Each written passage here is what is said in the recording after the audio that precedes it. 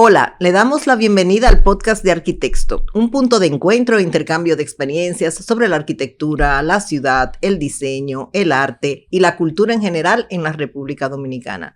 Yo soy Carmen Ortega González y esta vez estoy con Michelle Valdés, con quien vamos a ver una de las obras que están reseñadas en la edición 129. ¿Qué tal, Michelle? Hola, Carmen. Bueno, pues hoy vamos a tener una conversación muy interesante. Sé que vamos a aprender mucho. Y es que vamos a hablar sobre lo que fue el antiguo Hotel Mercedes, que hoy es el Centro Cultural Banreservas y el Museo de Arte de Santiago. Se encuentra ubicado en el Centro Histórico de Santiago, con lo cual vamos a tener un poco de conversación urbana también ahí, que siempre nos gusta. Y esto ha sido gracias al impulso de Banreservas y el proyecto rescata desde una mirada contemporánea el valor histórico, patrimonial de este emblemático edificio para la ciudad de Santiago. Y para hablar sobre este proceso, estamos hoy y contamos con Yael García Martínez, que es el líder de la firma Yael García Martínez y Asociados, que es el responsable, el director del proyecto, y con César Payams, que es el director de Patrimonio Cultural, que siguió muy de cerca, bueno, pues todo este proceso y colaboró. Así que bienvenidos, arquitectos, gracias por estar con nosotros. Hola, muchas gracias. Bien, pues para entrar en materia de una vez, yo creo que tenemos que empezar por el principio. Todos, en algún momento de nuestra carrera, pues hemos estudiado los edificios modernos y hemos visto esas primeras obras emblemáticas del siglo XX, las primeras construcciones de un hormigón armado, y siempre habíamos visto con pena esta edificación tan preciosa en el mismo centro corazón del Centro Histórico de Santiago de los Caballeros. Y entonces también así mismo, como lo veíamos, se ha recibido con mucha alegría. Yo creo que no solamente de parte de la sociedad santiaguera, sino en todo el gremio profesional y en la sociedad en general dominicana. Entonces, sería bueno como que empezar a hablar de qué es este inmueble, su historia, a qué tipología correspondía, quiénes fueron que lo construyeron. Entonces, bueno, a ver si ya sea César. Quizás te toca a ti empezar por ahí. Como un experto como César, yo creo que él te puede ir empezando por el principio. Bueno, agradezco la invitación. A grosso modo, creo que muchas cosas están reseñadas en las redes que quizá uno pueda profundizar más, pero lo que sí vale destacar aquí es que, como se menciona, es uno de los primeros edificios en hormigón, sobre todo con ornamentación todavía, que quizás marca como esa transición entre lo que vamos a ver posteriormente en el modernismo y lo que encontramos acá en esta tipología arquitectónica ecléctica. Estuvo inspirado en el Ritz de Francia, de París, originalmente, claro, quizás en ese deseo, ¿verdad? Hecho por unos catalanes, de alguna manera esos maestros europeos introdujeron parte de lo que ya teníamos en Europa a la sazón y con esa transición de la modernidad. Un edificio hecho en hormigón que gracias a Dios el material permitió que pudiera sobrevivir a estos días. Siempre ha sido un anhelo de todo lo que hemos estudiado la historia de la arquitectura dominicana, la preservación de este edificio y de muchos otros que tenemos en el país, con cualidades similares, en diferentes provincias, en Santo Domingo también y demás.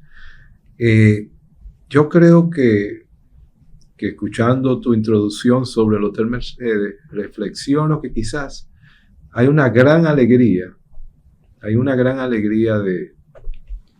en todo el sector nacional, inclusive no solo profesional, sino del público en general, esa alegría de un proyecto que reivindica el deseo de todos. O sea, ha sido como una agradable sorpresa para mí que desde la Dirección Nacional de Patrimonio Monumental estamos colaborando en estos procesos, ver cómo la sociedad lo ha visto como algo necesario, como algo que quizás siempre anheló y que se le entregó y que se le devolvió. Y esto, sin duda, y lo voy a repetir probablemente varias veces hoy, ha de convertirse en un instrumento para generar esa misma sinergia con otros edificios en el país y en la ciudad. Y ya que tú hablas de sociedad, que mencionas esa palabra, estamos hablando de qué época cuando se hace esta edificación original y qué significaba para la sociedad de Santiago en ese momento. Bueno, la obra es de 1929, fue un hotel donde muchas personalidades importantes y que la sociedad se paseó por allí. Creo que era antes como una costumbre casarse e irse a un hotel, en principio, ya fuese en la misma ciudad o yo particularmente fui a Jarabacoa, pero era muy común uno usar, incluso gente de Santiago que se casaba, iba al hotel de luna de miel. O sea, he visto ese fenómeno porque me lo han compartido.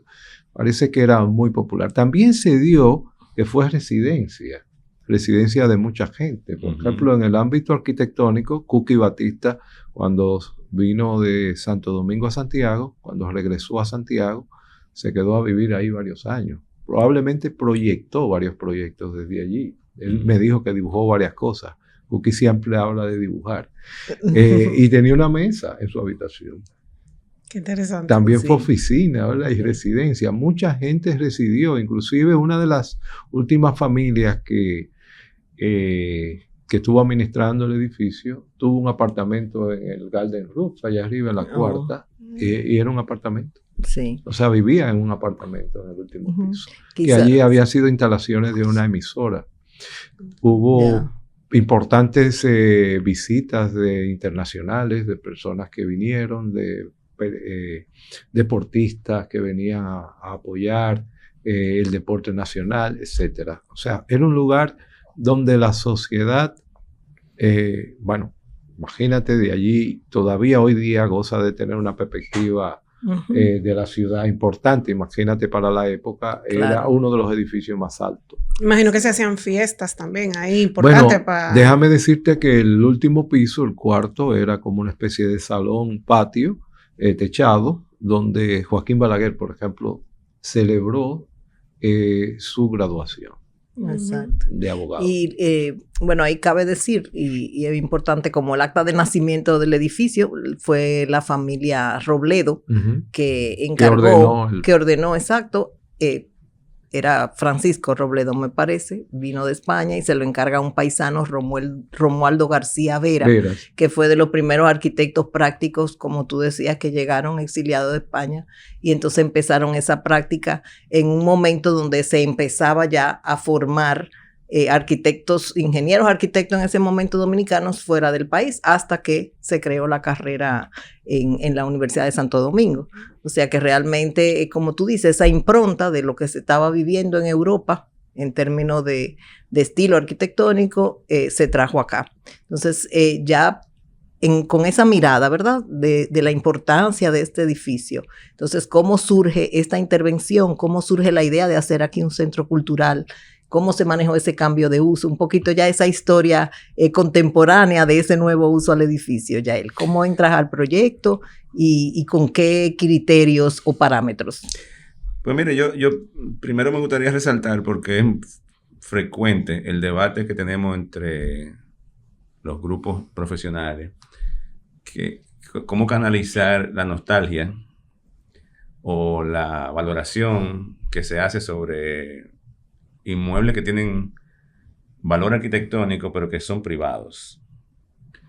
Yo tiendo a hacer en mis pequeños grupos un roque izquierda en ese sentido, porque yo a veces oigo a los grupos profesionales, bueno, los arquitectos hablando sobre lo que se debe hacer con tal casa o con tal edificio, como para congelarlo y que no se haga nada con ellos, porque hay que preservar ese valor arquitectónico.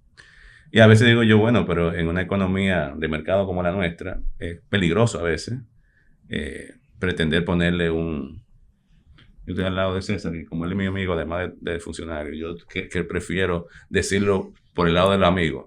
O sea, esa tendencia a la preservación de cosas que son bienes inmuebles privados puede a veces atentar en términos patrimoniales contra familia, ¿no?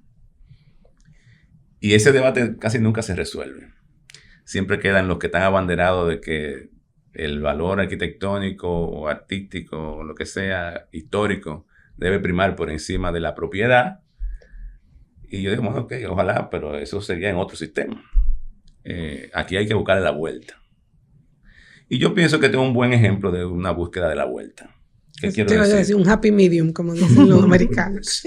No, digo, no lo digo en particular por este caso, pero creo que es inteligente cuando el Estado se hace sensible a lo que es una opinión generalizada de la sociedad y de los que saben y también de los que no saben. Como tú decías, no es solamente de los profesionales, que yo fui de los que me di viajes a Santiago a fotografiar el Mercedes cuando era estudiante, ¿no? O sea que el Mercedes era hasta motivo de turismo.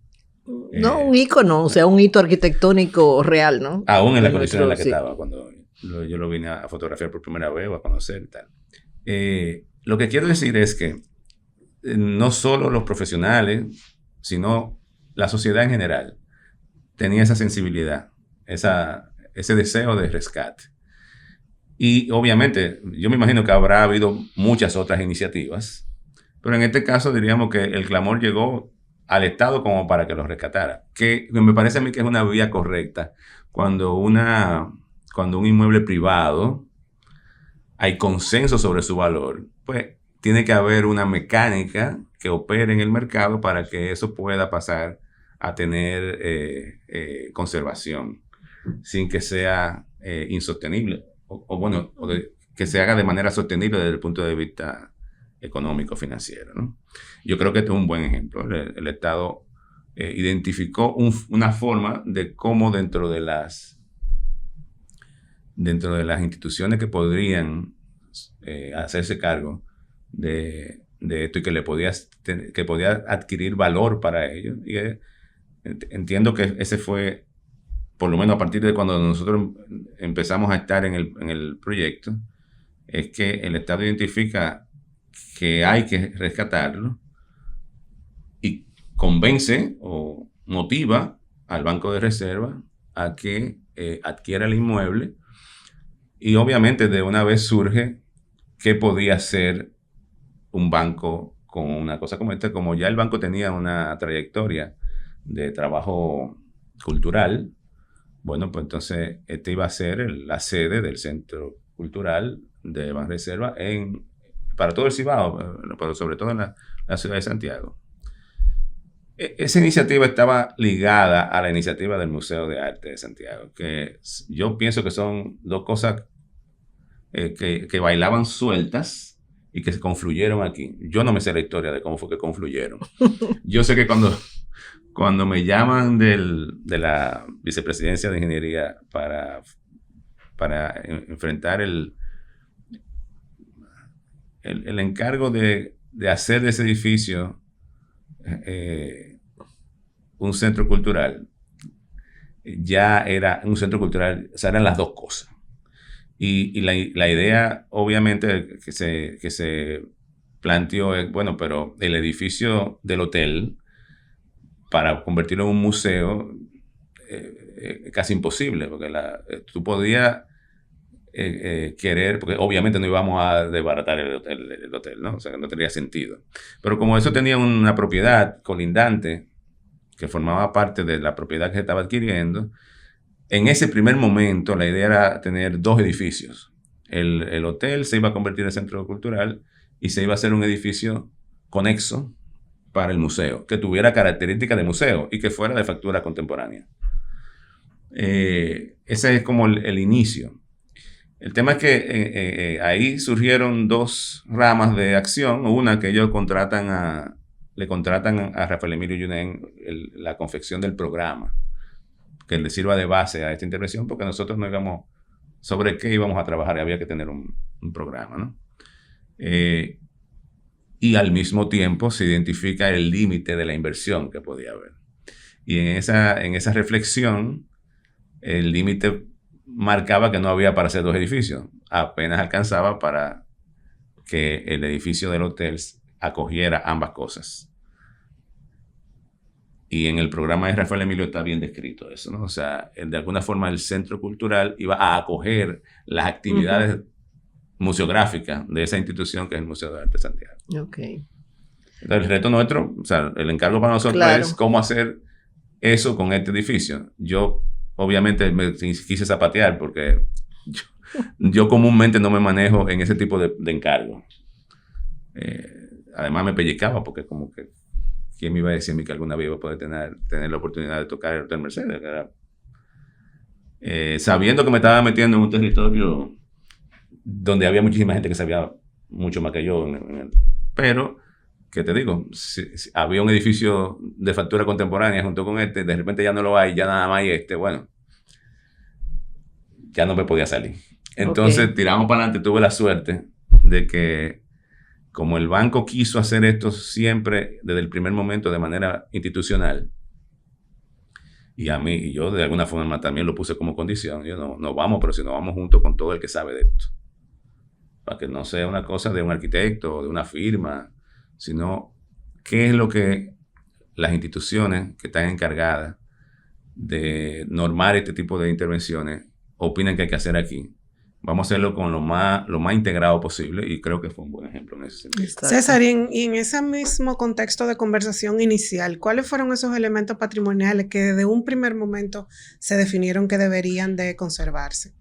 Bueno, por asuntos logísticos de los arquitectos proyectistas, estos primeros acercamientos fueron con la Dirección Nacional de Patrimonio Monumental, con el arquitecto Juan Mubarak, también Mauricio Domínguez. Así es. Donde creo que fue fundamental que los arquitectos trabajaran de la mano sintiendo los límites, los parámetros, las cosas que sí se podían y cómo se podían. Yo creo que eso fue fundamental para el éxito. Así es. De que avanzara la propuesta, ¿no?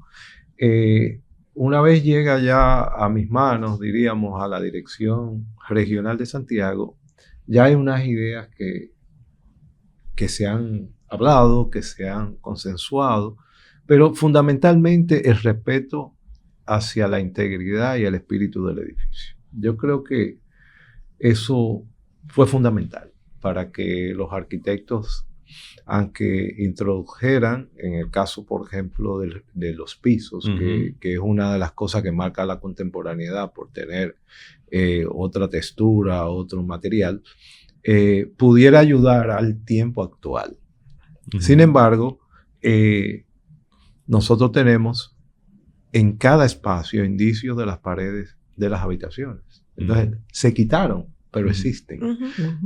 Claro, existen como una idea a ser leída, no como una cosa que te interfiere en la circulación. Entonces, los arquitectos entendieron eso, nosotros también fuimos ayudando y dándole forma, porque al final terminaron allá en obra uno dándose cuenta, pero si lo dejamos hasta aquí, que sí puede ser un poco más. O sea, muchas decisiones se tomaron en conjunto, sobre todo relaciones de plafones, con las puertas tradicionales, etc.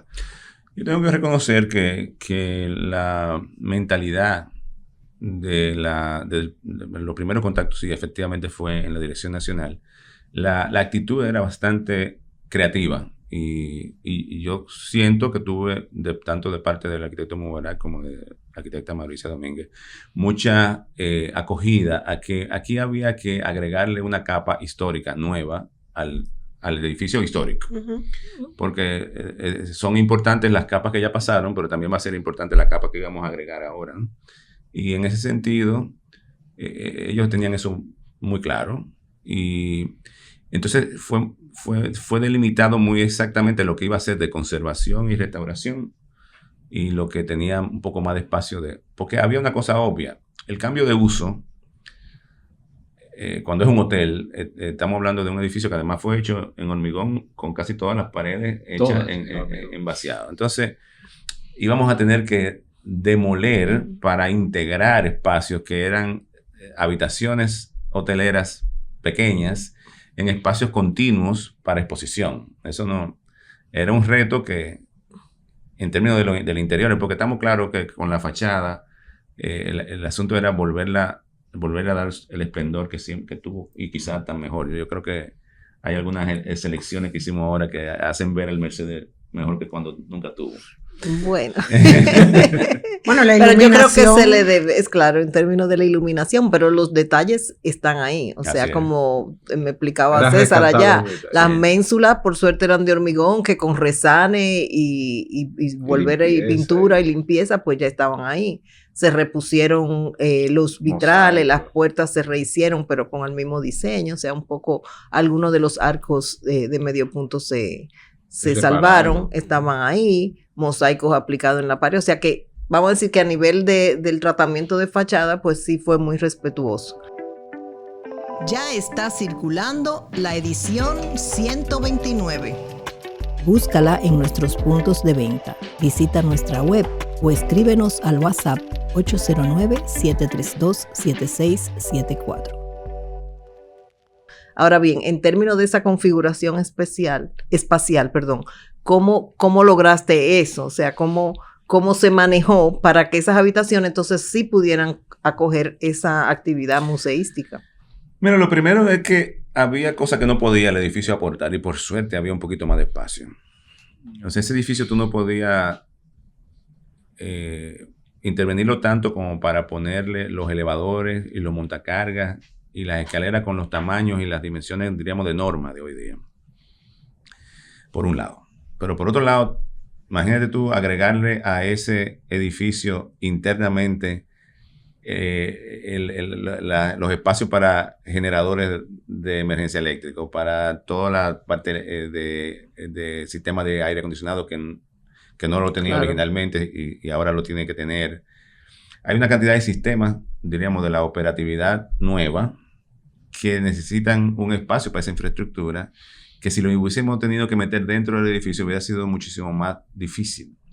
Entonces lo que hicimos fue, por un lado, primero, aprovechar un lote colindante que formaba parte de la propiedad para calzar ahí un edificio de nuevo diseño, de factura contemporánea, que acoge solamente las escaleras, los elevadores, la escalera de emergencia y el montacarga, que es una tira que va, vamos a decir, adicionada, y que iba a tener una pequeña fachada junto a la histórica, y que nosotros quisimos que armonizara bien, pero que se notara que no es original del edificio. Y en el solar que originalmente creíamos que íbamos a hacer el museo, ahí pudimos organizar esto como un estacionamiento para el uso del centro cultural y construir un módulo de instalación de infraestructura como debe ser para que funcionara con las dimensiones correctas y todo. Están los generadores, las bombas, los equipos de BRF de aire acondicionado, los depósitos. Todo eso.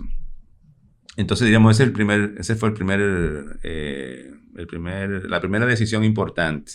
No meter todas esas cosas hiriendo, digamos, la estructura original del edificio. Una vez se pudo resolver eso, el tema era cómo fundir habitaciones hoteleras, porque el primer piso y el último piso eran relativamente fáciles, porque ya eran pisos abiertos sin divisiones, pero el 2 y el 3 eran de habitaciones hoteleras. Entonces justamente en el 2 y el 3 era donde iban a operar las salas de exposición. Entonces hay una cosa muy interesante. Originalmente nosotros fuimos produciendo unos huecos que iban a estar sucesivos de muro a muro a muro a muro, pero lo hicimos a propósito al borde de la contrafachada. O sea, de manera que tú estuvieras paseando por la fachada del hotel cuando hicieras los recorridos, sobre todo para que estas puertas, que además son diferentes en cada piso, formaran parte de la sensación. Ahora ya no la ventana o la puerta de la habitación, sino una secuencia que se da en ese recorrido. Pero esa es una de las anécdotas que puede ser interesante. Cuando estábamos en ese proceso, tanto por el comentario que hizo César en obra, porque nosotros tuvimos la suerte de que este hombre se entregó más allá de lo que tocaba. Y también una sugerencia posterior que nos hizo Mauricia sobre el camino, ¿no? Yo había borrado el borde de los muros hacia la fachada, como para que la fachada se viera continua desde adentro. Pero, y creo que fue certero, en vez de ser un muro que desaparece, de un hueco que desaparece sin jamba, pues hicimos el muro como si tú te dejas claro que estás haciendo un hueco dentro del muro original. Entonces tú vas pasando de habitación en habitación. Tienes la suerte de que esas habitaciones son muy buenas para tú organizar un clúster de exhibición. Y lo puedes organizar por tema o por lo que fuera, ¿no? Te va dando como lo que normalmente las galerías tienen que hacer para organizarla. Se forman una especie de nichos y la verdad que, claro que la museografía. Obviamente estaba el tema de qué hacer con el personaje principal del interior del Mercedes, que es el Oculus, ¿no? Y como el Oculus era el corazón de una planta cuadrada, todas las habitaciones estaban en la periferia. Entonces, el Oculus se expande con un espacio que es, diríamos, de recepción de cada piso. Entonces, las exposiciones siguen en el espacio alrededor del Oculus, pero obviamente esas que están ahí no están en contacto con el exterior. Entonces, cuando tú haces el recorrido por el edificio, hay una noción espacial para las galerías, vamos a decir, las zonas de exposición periférica, diferente a lo que pasa en el medio. Normalmente el medio iba a tener, todavía sigue teniendo, posibilidades de exhibiciones de otra índole, más inmersiva, más basada en cuestiones de índole digital o algo así, porque está un poquito más aislada. Eso es independiente de que hubo una sala dedicada exclusivamente a ese tipo de proyecciones, pero vamos a decir que teníamos ahí la posibilidad de hacer unas salas que al estar en el centro y a estar con el Oculus, pues ahí teníamos otras oportunidades. Claro, y el Oculus sirve como, vamos a decir, un filtro, una columna de luz que baña el edificio hasta adentro. Pero bueno, el primer piso guarda esa vocación social porque está dedicada a un local comercial y hay otros salones que se van a prestar o se prestan ahora para diferentes actividades, organizaciones y reuniones. Ya el segundo y tercer piso de museo, pero ¿qué pasa con ese cuarto piso que hemos hablado aquí, que era el roof garden, como le llaman, que era el gran club social o patio de la ciudad? ¿Qué pasó con eso? El Oculus llegaba siempre arriba. Sí. Ahí fue donde más libertad hubo. Pero digo, una libertad desde el punto de vista de interiorismo. Porque el reto era que ese era el único espacio para hacer un salón de eventos del centro cultural. Porque estaba claro que el primer piso, que también tiene, vamos a decir, una libertad estructural, siempre la tuvo, ¿no? Tenía una vocación de ser un punto de encuentro social. Y además, en ese programa que se elaboró al principio, la idea de que el centro cultural fuera una manera, quien hacía hospedaje de las actividades culturales que se fueran a hacer en el centro histórico, que además está en un proceso de remozamiento Entonces, la idea siempre con eso era que fuera un salón, diríamos, social, comercial, el primer piso. Pero el centro cultural necesita, digo eso por la vocación de estar al nivel de calle, ¿no? O sea, claro, que la idea es que eso esté abierto a la ciudad. Pero el centro necesita un salón de eventos y el cuarto piso era perfecto para eso, pero para hacer un salón de eventos hay que climatizarlo, hay que cerrarlo, hay que insonorizarlo y si hoy tienes un evento multitudinario no te puede tener un hueco en el medio porque va a ser un problema de flexibilidad. Y por suerte encaminamos la idea de poner el piso, ese Oculus tiene ahí un piso de cristal que sigue permitiendo que la luz siga penetrando desde el último piso. Obviamente hubo desde el principio la total certeza de que no íbamos a cambiarle la percepción desde la ciudad de que el último piso era abierto. Por tanto, los cierres de ese salón iban a tener que estar dejando una galería periférica que esta vez además completamos en una parte del edificio que estaba anteriormente cerrada. de manera que la gente pueda seguir teniendo disfrutar de las vistas que se dan sobre la ciudad desde allí, como otro espacio público de la ciudad. O sea, tú puedes acceder al cuarto piso y usar la galería periférica sin estar en el salón. O sea, los accesos están organizados para eso, porque es como si el edificio, el centro cultural le brindara ahora de manera como una institución pública y más abierta que un hotel a todo el ciudadano de Santiago y quien viene a visitarlo, a que pueda subir allí. Un gran mirador de la ciudad. Un mirador de uso de acceso público. De los 4 puntos en términos cardinales. de la cubierta, César, háblanos un poco de esa intervención que se hizo en la cubierta. La cubierta morfológicamente es igual a la misma forma que tenía.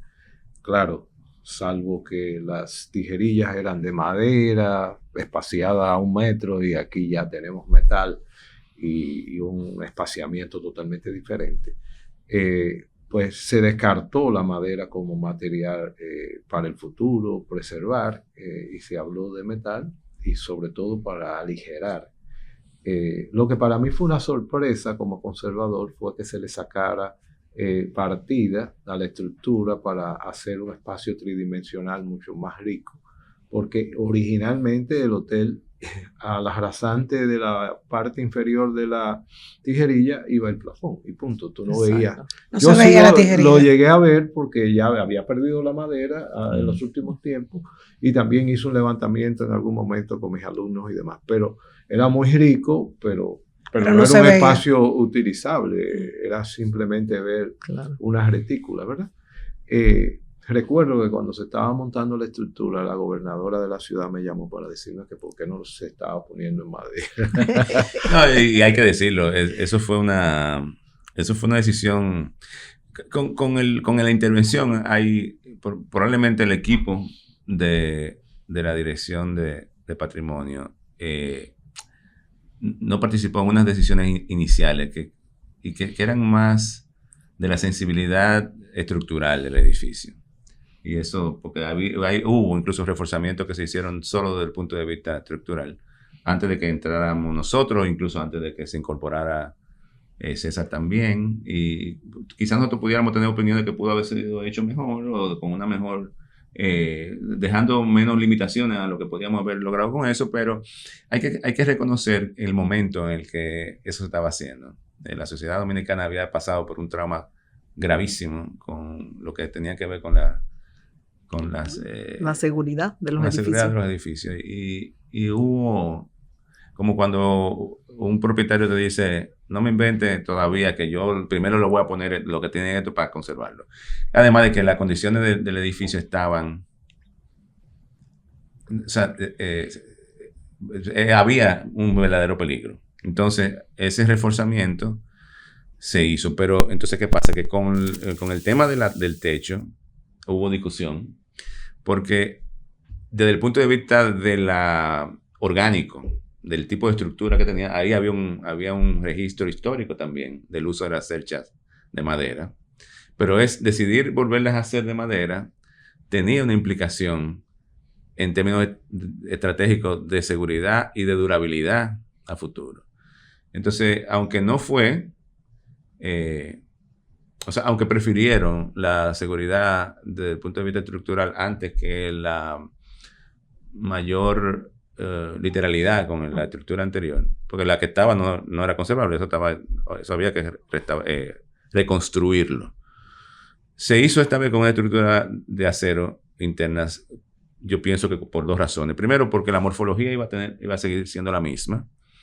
Segundo, porque las cerchas nunca eran evidentes al público. Exacto. Porque eso estaba completamente plafonado. Y porque la parte que iba a estar en relación a la fachada, íbamos a rescatar el plafón. En los vuelos. En los vuelos, que es un vuelo más que el vuelo, porque también penetra la galería. Uh-huh. La galería sigue como si hubiese sido... Tú solamente descubres la sorpresa de lo que pasa dentro cuando tú entras al salón. Eso no es imposible de percibirlo desde afuera. Y el salón, entonces, así aprovecha en un interiorismo absolutamente contemporáneo, aprovecha la posibilidad que dan las estructuras de acero. Y con una entrada de luz. ¿El Oculus sí estaba en ese cuarto nivel o esa no? Con una baranda, igual que en todos los otros pisos. Claro, pero que se aprovechó también esa nueva cubierta para una entrada de luz, el tragaluz arriba, que también le da mucho mayor. Me refiero al tragaluz arriba, no, eso el tragaluz estaba. No, el tragaluz es una introducción de este layer histórico. Exacto. Pero que obvio lo es porque ya estaba el Oculus. Entonces, algo iba a perder de introducción de luz, vamos a decir lateral, que era la que penetraba originalmente, porque le íbamos a poner cristales al salón. No pierde mucho, pero vamos a decir, vamos a dar entonces un golpecito muy discreto y casi imperceptible a lo de la luz natural, y entonces propusimos el lucernario y nos lo aprobaron siempre. Hicimos el lucernario y por suerte pudimos reconstruir el pináculo de la esquina que ya había sido, linterna. Ya había desaparecido. Sí, entonces el lucernario lo que hace es que pone en valor el Oculus. Le da razón de ser. Y para colmo, lo que hicimos con el interiorismo del plafón del salón es que suspendíamos los cierres ahí se forma una especie de chandelier virtual con las estructuras, metálica. Se dejan ver las estructuras metálicas. Una forma de sacarle partido otra vez a la sinceridad de cómo es ahora. Y esas estructuras triangulares metálicas junto con el lucernario arriba hace como una especie de lámpara. Y en los otros niveles entonces, ¿qué pasa? Porque el primer nivel, por ejemplo, no tiene plafón. El segundo y el tercero sí, ¿verdad? Bueno, cuéntale cómo quitamos el plafón del primero. Quisimos preservar la altura original y los elementos estructurales de juego de vigas y columnas que había en esa planta hasta cierto punto un poco libre que tiene la primera planta. Y se tomaron decisiones de que solamente las instalaciones iban a estar bordeando la pared, de tal manera que dejara lo más visto posible la altura original, porque queríamos que se mantuviera la espacialidad histórica. ¿Qué estamos hablando de cuando era el piso terminado fondo de... ¿Se acordarán? 7 algo entre el primero y segundo. Ya después nosotros entre pisos había una diferencia. Pero incluso hay un mezanine en la escalera nueva que se crea precisamente por esa gran altura. Claro. El primer piso tenía una altura y queríamos que no se perdiera esa huella y esa percepción, porque era parte de lo que la gente recordaba al haber entrado al hotel. Claro. Sobre todo también esa lectura que el Oculus le daba de todos los pisos, la baranda.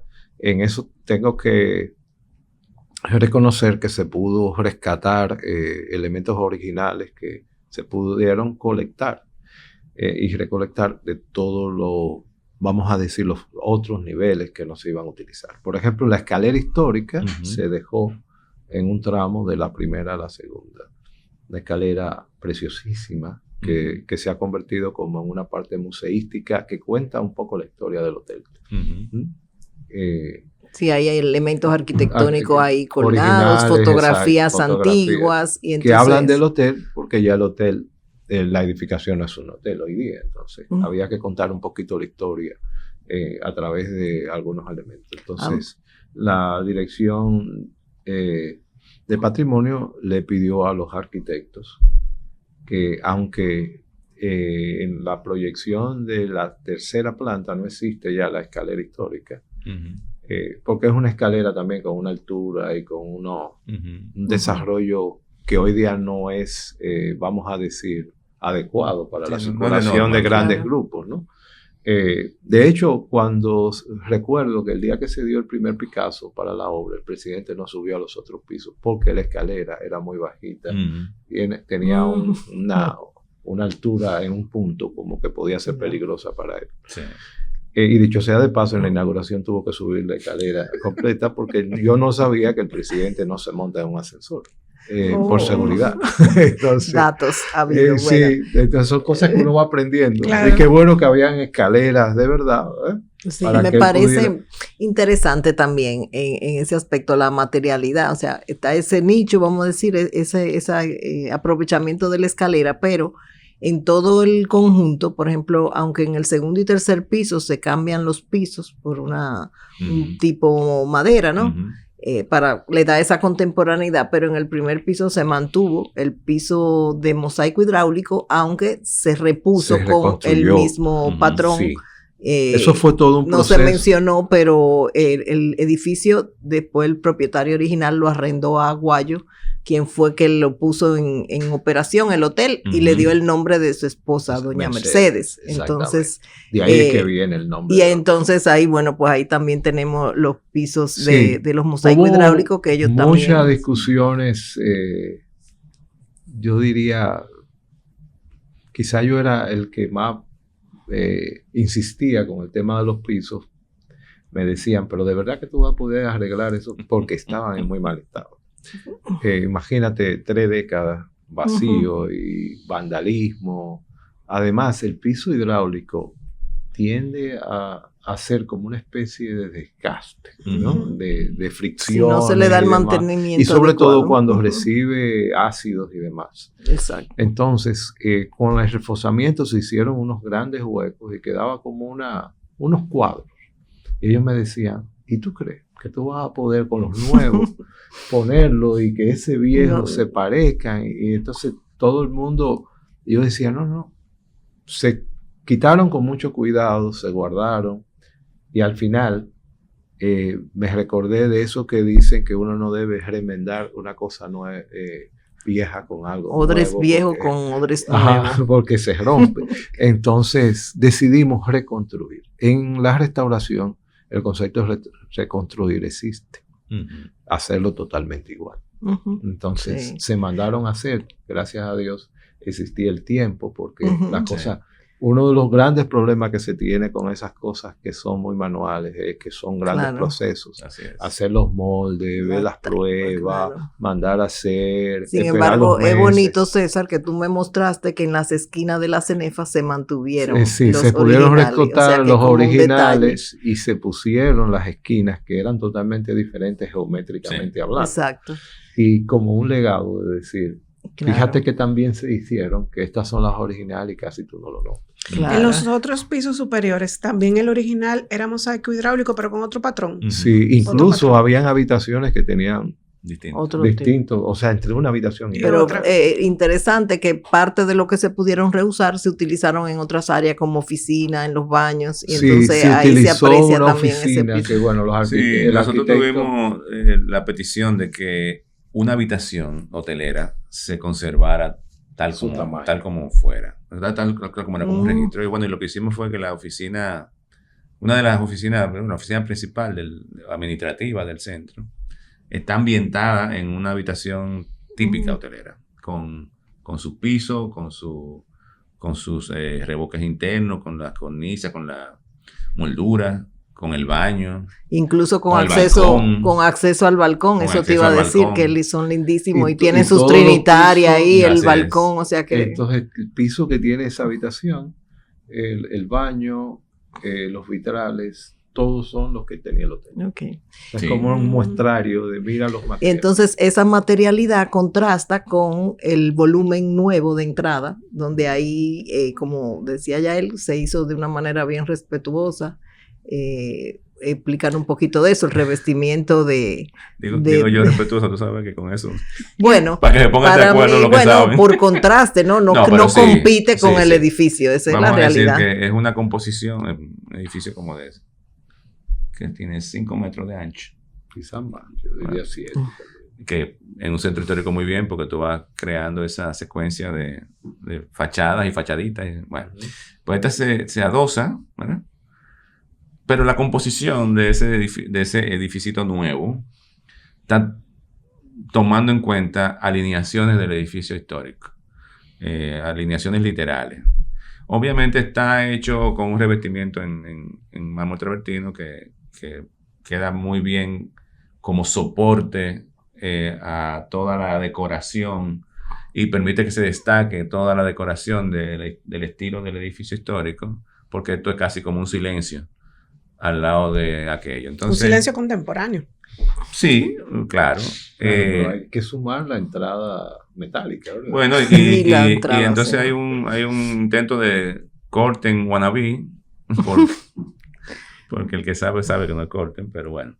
Es un tratamiento dado a unas jambas de tola oxidada, que es el material con el que tú vas recorriendo todos los pisos hasta que llegas arriba con una inserción objetual en cada piso, como para decir aquí hay algo de lo nuevo, ¿no? Entonces en el primero está el portal con esa jamba.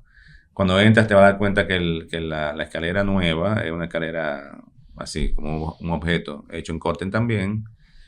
Llegas al segundo y al tercero y hay un muro que organiza un poquito lo que está alrededor del Oculus. Y en el cuarto también está ese muro por el que se entra al salón, que también está hecho con el mismo material. Es una forma de dejar y le da coherencia como al conjunto también. Yo estoy muy conciliado con la idea de que todo lo que se hizo nuevo en el edificio no es tan relevante como el rescate, pero eso es lo que yo sé hacer mejor. Y una pregunta, en términos de relación del edificio con la calle. Originalmente, ¿por dónde se entraba? Y actualmente, ¿por dónde se entra? ¿Cómo es la interacción, digamos, de la calle con sí, el edificio? Yo lo voy a empezar y tú lo completas. La entrada al hotel está marcada, se nota bien en la fachada original, que esa era la puerta principal, aunque es verdad que con aquella composición ecléctica tan variada, a veces es difícil porque hay mucha ornamentación. Bueno, pero si tú te detienes con conocimiento te das cuenta de cuál era la puerta original. Tú te das cuenta desde el interior hoy porque es el hueco que está al final de una columnata que va desde la fachada hasta la escalera histórica, que ahora está convertida como en un bar, la columnata, ¿no? O sea, un bar del café que va a haber ahí. Esa era la entrada porque eso te conectaba directo con la escalera y te dejaba el salón, que era un salón de café o de restaurante, típico de ese tipo de edificios en los centros, en las ciudades, qué sé yo, históricas, donde se usaba mucho el uso de esos restaurantes a borde de calle, pero junto con los hoteles. Entonces eso de alguna manera es como una frontera entre ese salón y la entrada nueva. Pero eso no lo seguimos usando como entrada porque sería contraproducente que la gente se confundiera que esta es la escalera de uso. La entrada se desplaza porque es una entrada masiva para un edificio que recibe grupos que tienen que acreditarse, que probablemente vaya a desarrollar una pequeña tienda de venta de material cultural junto con la recepción. Bueno, yo pienso que la que va a seguir funcionando cuando ya el local comercial del primer piso esté funcionando, independiente de la entrada institucional, es el chaflán, la puerta del chaflán, que me imagino que siempre fue la puerta comercial, ¿no? Entonces había una puerta comercial y una puerta del hotel. Ahora va a seguir la comercial, la del hotel está solo igual, pero no se entra por ahí, y un poco más hacia la izquierda está la nueva puerta. Bien, bueno, señores, se nos ha ido el tiempo. Pudiéramos seguir hablando de muchísimos detalles. No hemos hablado de la acera donde repitieron con los adoquines originalmente el nombre del Hotel Mercedes, aunque no está el hotel, pero está el hotel. Y eso también es un gesto muy bonito, ¿no? Y bueno, ya como para terminar, alguna idea de cierre, ambos quizás que nos digan en qué entienden aporta, ¿no?, al centro histórico este rescate o a la misma clase profesional o a la visión de nosotros respecto al patrimonio.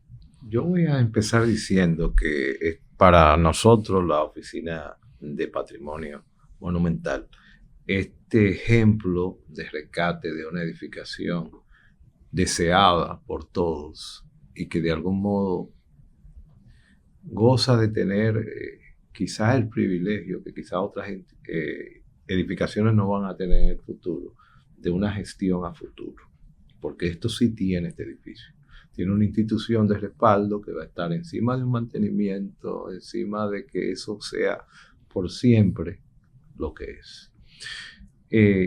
Pero sin duda el rescate de este edificio va a generar una dinámica en el centro histórico de Santiago, que ya ustedes han tenido la oportunidad de ver lo que ha sucedido con la Benito Monción, que está justamente solamente a una cuadra, lo que está ya interviniéndose en la calle del Sol. O sea, Santiago viene intentando mostrar cómo se puede rescatar su ciudad histórica. Y sin duda, esta implementación aquí, esta acción del Estado, para mí garantiza de que haya por lo menos en boca a boca la gente común siente que vamos por buen camino con la parte histórica de lo que desea de su patrimonio. Entonces yo creo que eso es algo importante. Y antes de terminar, quisiera decir que agradezco la oportunidad. Creo que fue un ejercicio bellísimo de cómo los profesionales pueden mezclarse con los deseos de un país y de las instituciones que regulan. Porque creo que esto fue un ejercicio de ese tipo. Desde la planificación hasta la implementación final. Yo creo que es importante, ya que tú mencionas a ese grupo de gente que trabaja, uno que no hemos mencionado, pero que fue parte también al arquitecto Plácido Piña. Yo iba a concluir diciendo que Plácido siempre me ha dicho que... Yo le pedí a Plácido que me acompañara en este libro. Plácido Piña, sí, porque no todos conocemos a Plácido. Todo el mundo sabe quién es. Yo le pedí a Plácido que me acompañara cuando a mí me llegó este encargo tan fuera de lo normal para mí. Para estar protegido. Pero hay un dicho que él me repite con frecuencia, es que el Señor protege a los inocentes y a los buenos arquitectos. Pero como en este caso no necesariamente hay buenos arquitectos, pero sí que el Señor protege a los inocentes. Yo lo que quiero decir es que para mí fue una suerte poder hacer esto acompañado de todo el que tenía algo que decir con autoridad en esto. Y creo que es un buen ejemplo de trabajo colaborativo, de trabajo integrado con las instituciones. A veces uno está siempre en la acera de enfrente de las instituciones. Yo creo que este fue un ejemplo hermoso de colaboración y bueno, eso quizá la palabra de colofón que yo puedo usar para yo siento una gran satisfacción de la forma que lo terminamos haciendo. Carmen, yo creo que cuando nuestros lectores tengan la oportunidad de ir por la página de nuestra edición 129, donde van a encontrar el Hotel Mercedes, van a poder constatar lo que ya él decía desde un principio, que quizá lo podemos redondear de esa manera, como un inmueble de gran valor patrimonial puede ser intervenido de una manera contemporánea que a la vez rescata su valor.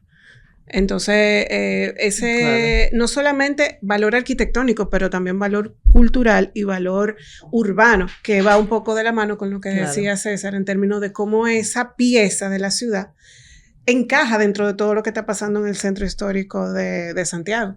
Así que yo creo que, bueno, felicidades por eso. Y a todos los involucrados. De terminar, me gustaría que le digan a nuestra audiencia dónde lo pueden seguir, cuenta de Instagram. La gente busca el nombre de uno encuentra. Yo no me acuerdo de memoria de García Martínez. Sí, bueno. Yo Cepa Yams, sí. A mi apellido siempre lo escriben mal, o sea que le va a dar trabajo encontrarlo. Pero nada, yo creo que ha sido... Todos nos sentimos contentos. Ustedes también tienen la misma alegría que nosotros sentimos.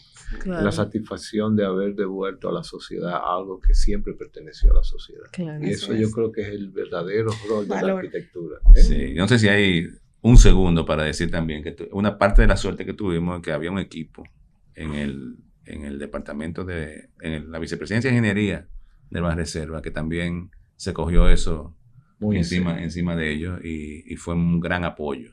Claro. Para que entonces fuera una realidad. Creo que ha sido un poquito injusto. Yo creo que el éxito de la intervención pues refleja eso, que fue una suma de voluntades y de capacidades. Incluyéndolo a ellos. Porque con voluntad solo no lo hacemos. No. Y yo me quedo con eso que mencionabas de que esta capa que se le acaba de añadir a este inmueble pues también es importante y convive con todas las demás sin que el edificio pues haya perdido su identidad con el cambio de uso.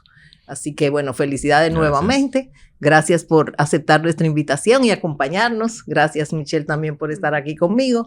Y a ustedes también, pues, les invitamos a un próximo episodio y que, por supuesto, busquen la edición 129. Hasta luego. Visita nuestro sitio web arquitexto.com, únete a nuestra comunidad en las redes sociales Arquitexto RD, suscríbete al canal de YouTube, danos un me gusta o déjanos un comentario.